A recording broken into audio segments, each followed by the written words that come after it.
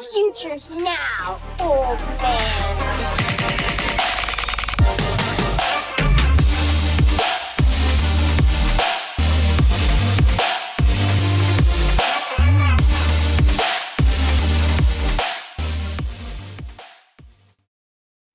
What it do?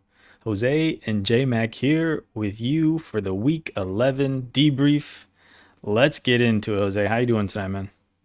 I'm good, man. How are you? Tired. It's been a long week. The football watching was sparse this weekend. I haven't even had time to go back and um, watch a lot of the games because I usually go back and watch what I can't watch on Sundays here.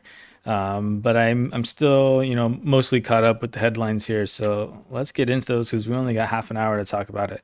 Man, it was an injury riddled week for fantasy. Hopefully it didn't hit you too hard. I think I lost a couple guys. I had Drake London in quite a few places, which didn't feel too great. What about you?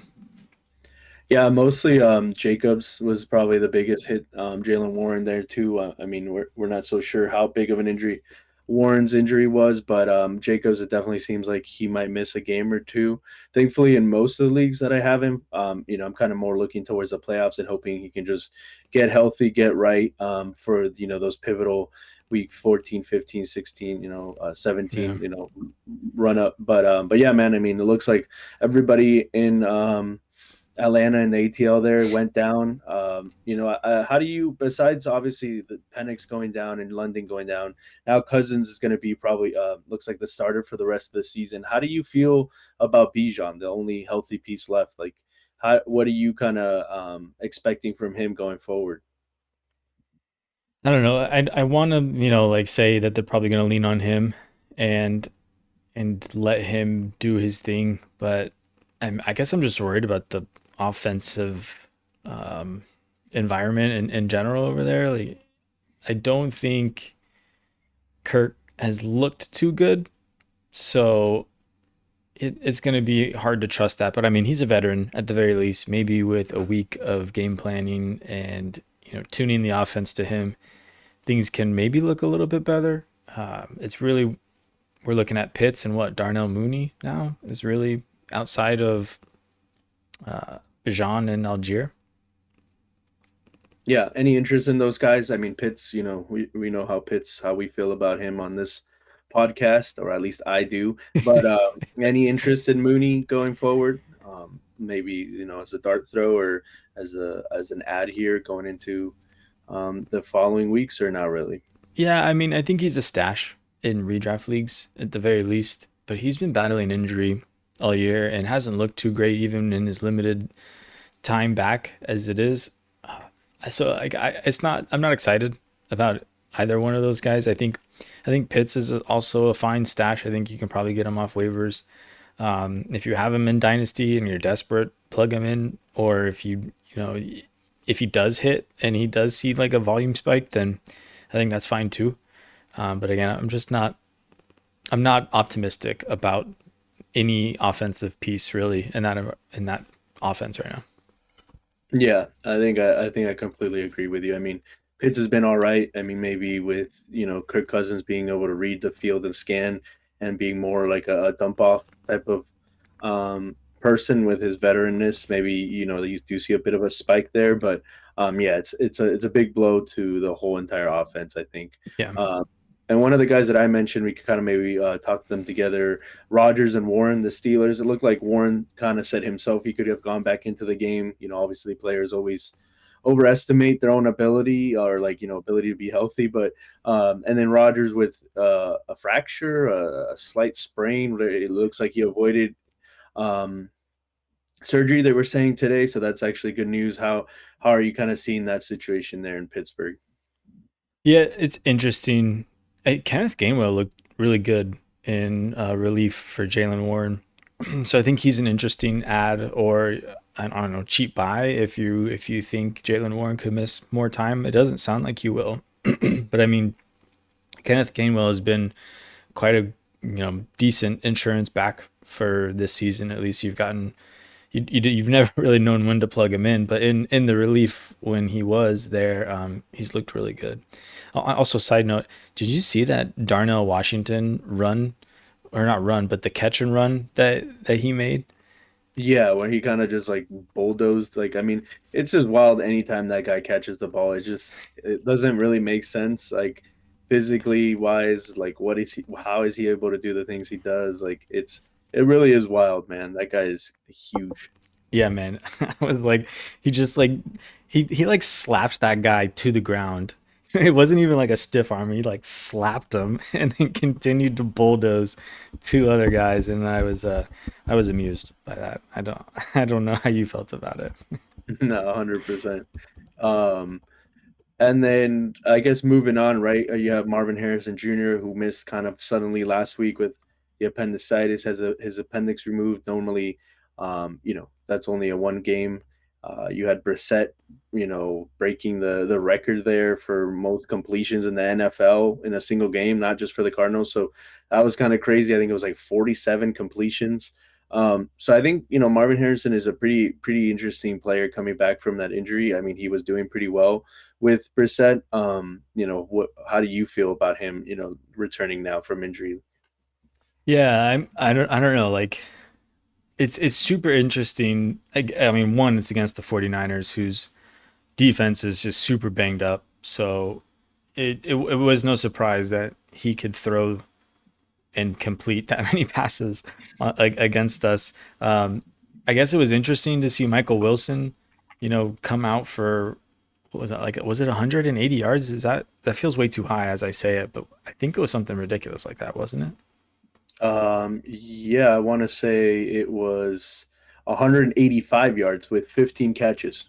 Yeah, like as I said that, I was like, that can't be right. But here we are, Michael Wilson with 18 catches and 185 yards. It's kind of wild. Like we haven't even seen like Marvin Harrison scratch that.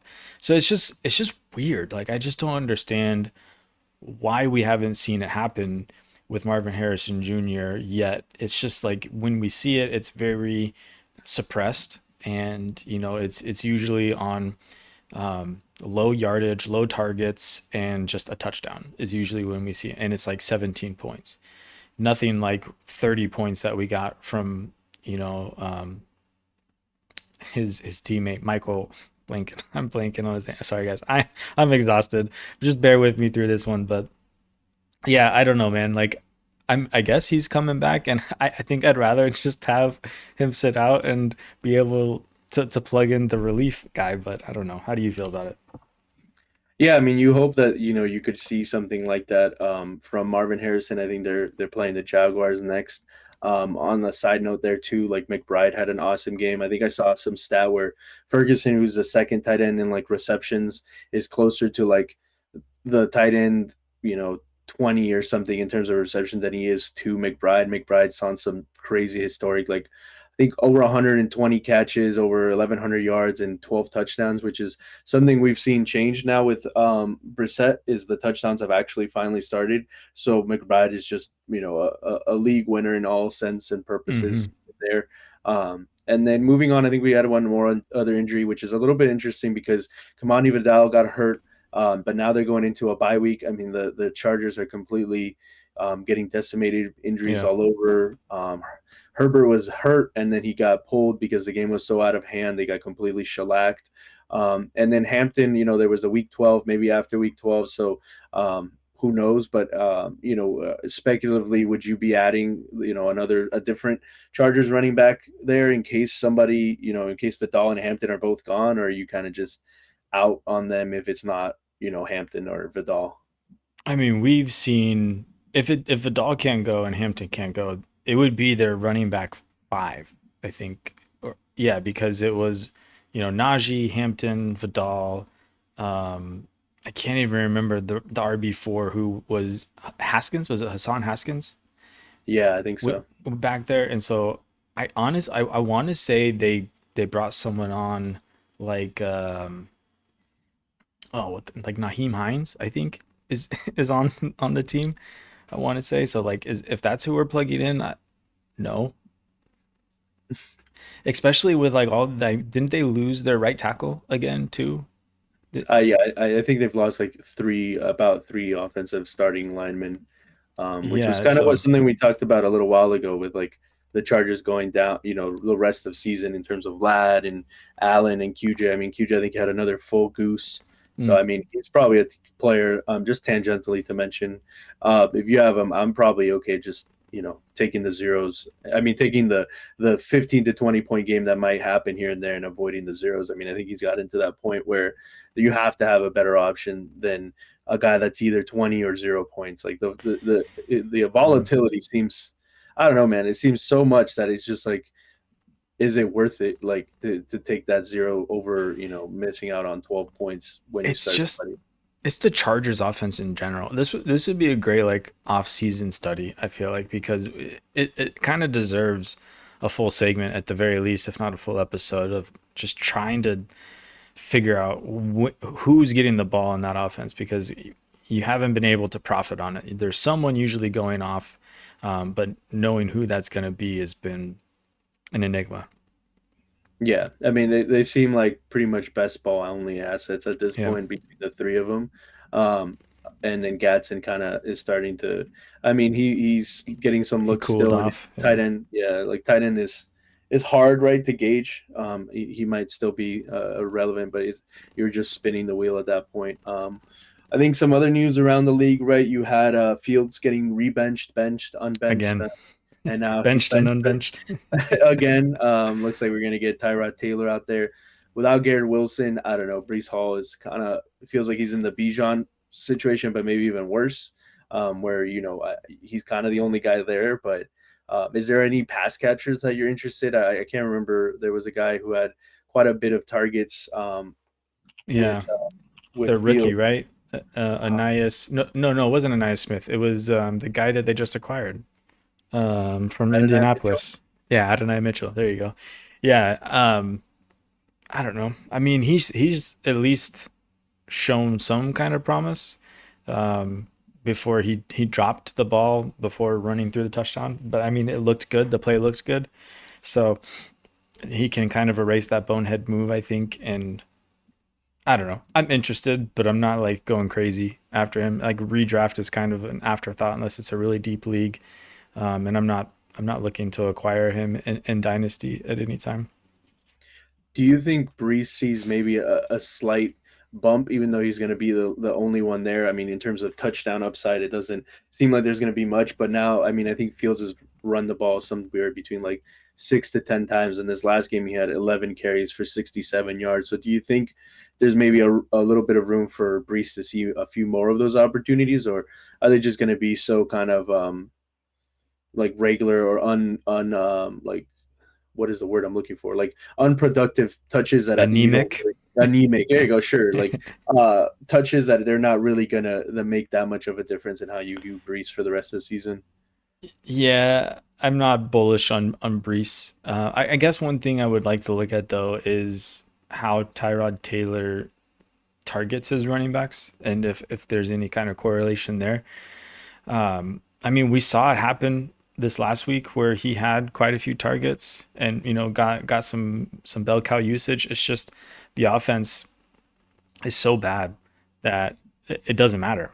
Like like there's no touchdowns happening. There's no big plays happening. I mean, really, that's what you're banking on is Brees to break like a 70 yarder or whatever to get your points in and make them feel good. But yeah, no, I'm not bullish on Brees. I'm not bullish on that team, the offense. Like they're trending to get a top pick in this draft, and then they're gonna have more ammunition to probably reload or do whatever they need to do next year. But it's bad.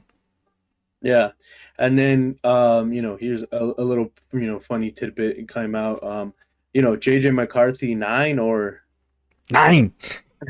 yeah. I mean, when I see those sort of stories, it screams to me somebody that's just like immature in the sense of like their PR, right? Like you talking about this alter ego that you focus in on, whatever you got to do to get yourself ready. I mean, it's one of 32 people in the entire world that get to do what he gets to do on a Sunday. So whatever you got to do to, mentally prepare, I understand. I just feel it's so kind of weird to even put it out there, right? Like all you're opening yourself to is to get memed like we're doing right now, right? Like to get kind of made fun of. Like that's kind of the world that we live in. It's just such a interesting thing to put out there. But yeah, man, another struggle.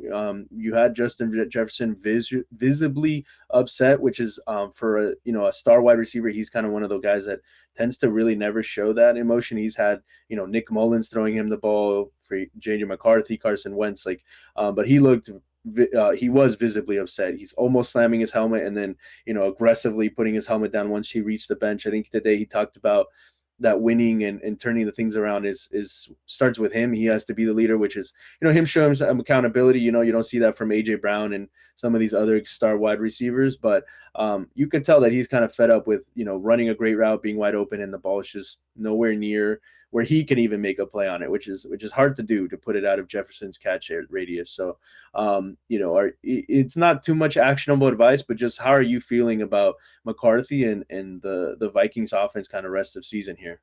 Depressed. I mean, we've been really bullish on Justin Jefferson this whole time. He's screaming to go buy him and acting on that. I've bought him in two different leagues, even as far back as this Sunday.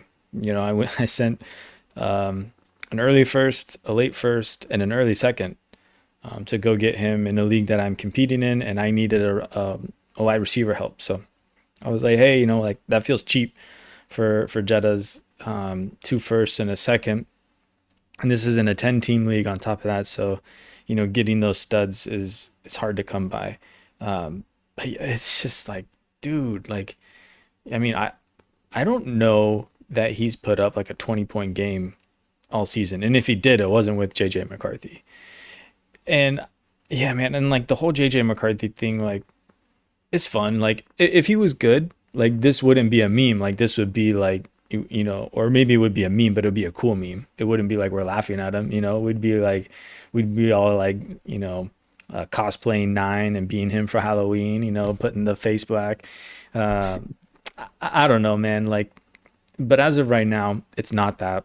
And it is really just us making fun of him. And I think with him, he's shown like in short bursts, he's shown some kind of promise to be a good quarterback. Like you can tell, like there's this clutch part of him that comes out when the games kind of turn on. Like there was even a drive in this last game where he like turned on and just like marched down the field. Like I honestly think that they just need to speed up the game for him and like just go into hurry up mode and let him play off of instinct and not have him have that time to think. Because I mean, I think I've seen NEIN come out. I think on his first game when he came back, and was that when did they beat the Bears? They almost beat the Bears when they came back in the fourth it was quarter. like a horrible game for 3.5 quarters, and then he had like 2 drives to win it. And Yeah, people even on the broadcast, the commentators were talking about that. And I mean, they almost did beat the Bears. I mean, they came down like you were talking about. They drove down the field. He threw it to Addison, and they scored the touchdown. It is just one of those things that it's like you see what they're doing with Chase, and obviously Flacco is a veteran, is much better quarterback at mm-hmm. this stage, even at his older stage than JJ McCarthy is.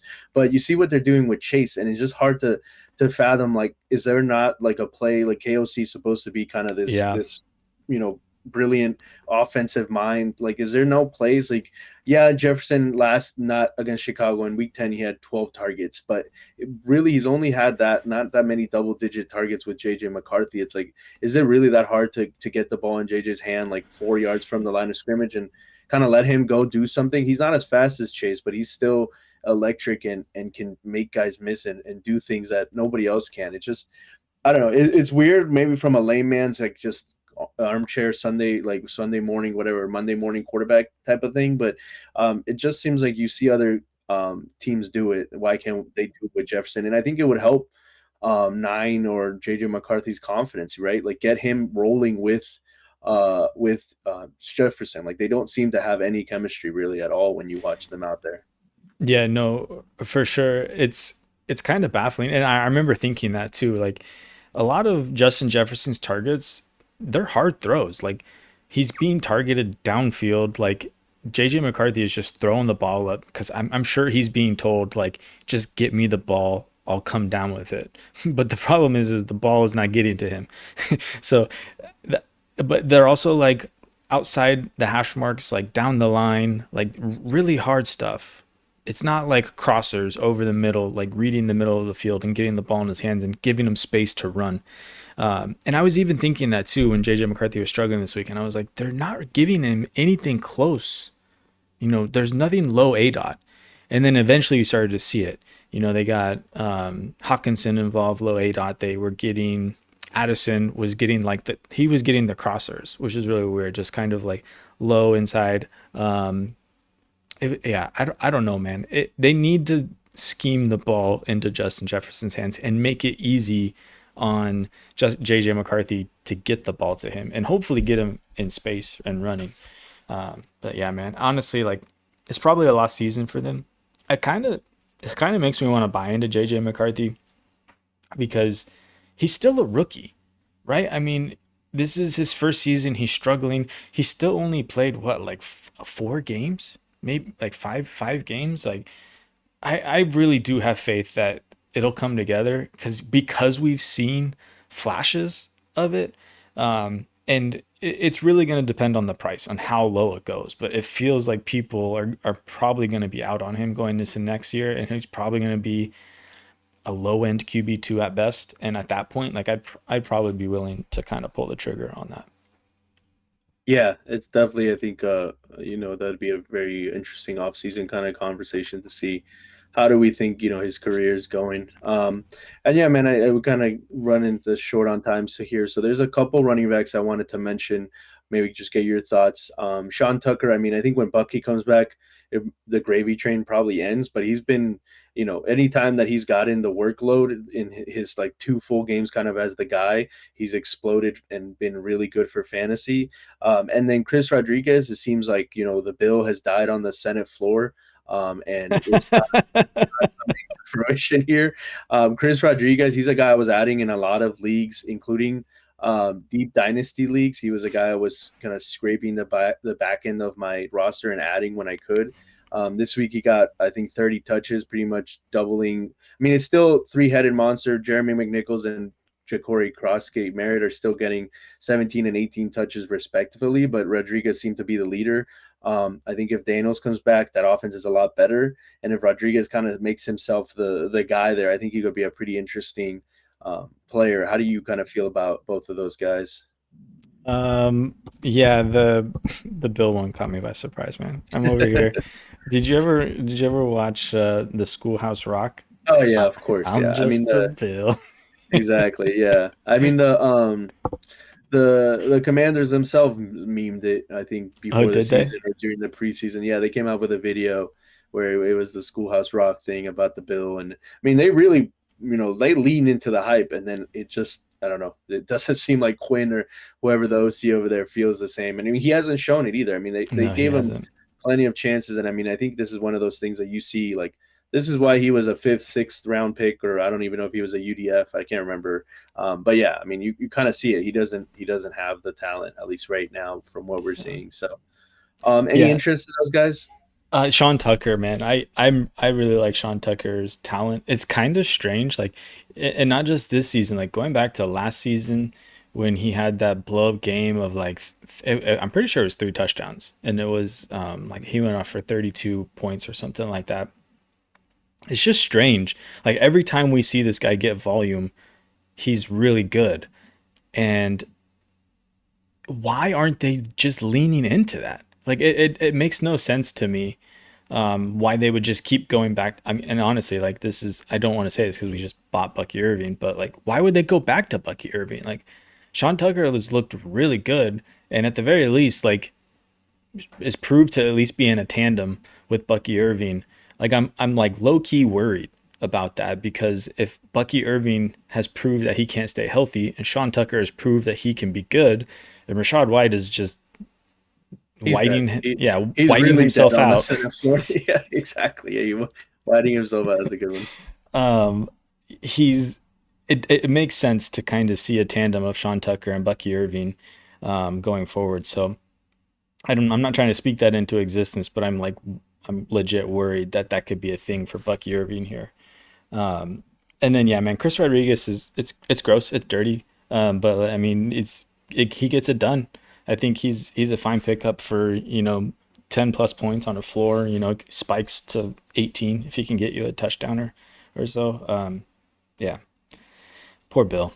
That was fun while it lasted. Yeah, yeah. I mean, it got real crazy there in some of those. I know we were doing those best ball leagues, man. He started flying real early. Yeah, And then seventh round. a couple wide receivers. One of them going into a bye week, so it's a little harder to talk about him. Jaylen Waddle. We're getting this information from JJ Zachary's and right his data dump that he does Hmm. at the. His target shares of 33 and 35% over the last two games. Those are the two highest marks of his season. You just continue to see him kind of explode as the alpha. I think a little bit more actionable advice. I'm totally bought in. I mean, the only thing you got with Waddle is he going to stay healthy? Is he going to play 17 games every season? But if you can go buy him before the full Tyreek gone from the team in Dynasty, I think also Tua's looking okay. The offense is looking kind of okay. He could be pretty strong down the stretch here, even for redraft. But in Dynasty, I definitely think I want to be buying into Waddle. And then kind of on the opposite side, at least in the age spectrum, you have Stephon Diggs, who's averaging 14.8 full PPR points. I think in full PPR, he's definitely a lot more interesting Yeah. than in half PPR. But in that sense, week 3, he's had a 27.8% target share over target rate over this time, like since week 3. So he kind of seems like he, as we talked about, is developing into Drake May's, just safety blanket. It's not huge, it's not, but especially down there by the red zone, he seems to look for Diggs. Diggs seems to kind of have become his little safety blanket. While the other guys are kind of streaking down the field, Diggs is kind of the underneath guy who's getting a lot of love from Drake May. So those are just two wide receivers. Not sure how you're feeling about them, or if there's anybody else. We still got a few minutes. If there's any other players you wanted to jump in here with, we can do that too. However you're feeling, man. Yeah, Jaylen Waddle is fun. I'm curious to kind of see where his dynasty value goes after this season. If people are going to be, he's had a good season, but I think people are still kind of down on the Dolphins offense in general. So I have a feeling he's going to land in like that wide receiver 2 territory, maybe like a high end wide receiver 2. Or sorry, no, I was thinking more like a low end wide receiver 2. Um, and I don't know. Like at that point, like it's scary. Like you, the future for Waddle still is blurry, right? Like there's so many question marks there between what's Tua's future look like there. What does the coaching situation look like? Um, yeah, I don't know. And then just offensive output in general. Um, I think I'm in on Waddle, like in general. Like I want him, especially at his price right now. Like I think it's a fine buy. It's just it doesn't feel good, I guess. But it is fun to do the dance when he scores a touchdown. And then yeah, with Stephon Diggs, yeah, man, he's kind of like a a diet Jamar Chase, where he's just he he gets the targets, he gets it done, but he just falls down. There's nothing really like too much after the catch. So I don't know if you could, he's an extra Tyler Lockett or like a diet Jamar Chase, just getting all the volume, but not really doing a lot with it. That offense in general is a lot of fun, but they just spread the ball around too much. We talked about them a little bit on the last episode here of trying to get any one of their wide receivers onto your team. Um, and then yeah, like other wide receivers to talk about. I don't have really any on my mind to kind of bring up here. I um I don't have anything on my mind in general right now, guys. It's just mush inside here right now. Yeah, no, you're good, man. Yeah, I mean, I don't know. I don't know about what diet we're going on. Is this like this? starvation diet in terms of comparing him to Jamar Chase. Like once you said Tyler Lockett, I was like, okay, I can see that one. I see the comparison. The Chase, I was like, whoa, but yeah, I mean, I think he's a fine buy. Like we've been talking about, like especially in full PPR, you want to have a safe floor. They've already had their bye week too, which is nice. I think I was looking and there's a couple big teams that have bye weeks right at week 14, which, if you're not paying attention, make sure you're looking at that now. I would say also if you're feeling very comfortable about locking a first seed or a bye week, it's time to start doing some work on the playoffs. Start looking at the playoffs. Start looking at matchups. Start really, thinking about where your players are and if there's something that you need to change. If your trade window is still open, I know in a few of my leagues the trade window goes in, comes out this week. But even if it's like picking up defenses, picking up kickers, blocking, if there's a critical matchup coming up week 14, and there's a bye week for a quarterback, maybe you're stashing somebody, this is time to do that kind of dirty work, if you can afford it, if you're one of these bye week teams. Yeah, that's a good look forward there. I know the Patriots are on bye that week. I'm pretty sure the 49ers are on bye that week.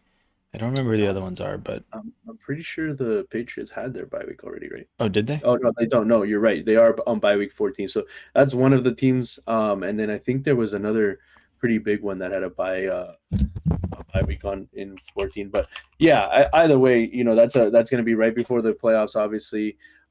So keep an eye on it. Yeah, and plan for it for sure. Exactly. Yeah. It was 49ers. Yeah. Yeah, the 49ers for sure. Yeah, especially Brock Purdy looked good this week. Man, we are so back. With Kittle. Back. Yeah, I love it. I love it for Kittle. Let's go. Seahawks lost, Niners won. We just need that happen again. Let's go. Yeah. Yeah, it was a good week. There's a guy at the place I work in. He's always got his 49ers hat, and over the weeks I've just been seeing him. And yeah, this week he had a much better pep. I was like, hey, you got some good guys back. You guys played one. He's like, yeah, we'll see how long it lasts. And I was like, all right, yeah, I feel that, man. It's been a long few seasons with these injuries, though. But. Yeah, it sure has. All right, man. Let's jump into this outro here. Week 11 debrief in the books. We're looking forward to week 12 here. I literally need to look forward, but first I need to get some sleep and get my head back on right, because I gotta set some schedules, man. I gotta go put my waivers in right now too. It's gonna be a minute before I get to bed, but yeah, as always, Jose, thanks for jumping on, chatting, man. This is some of the best parts of my days here.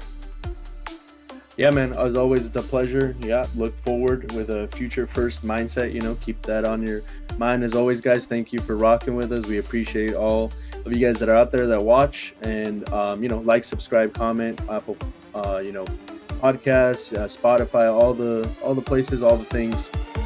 Give us a shout.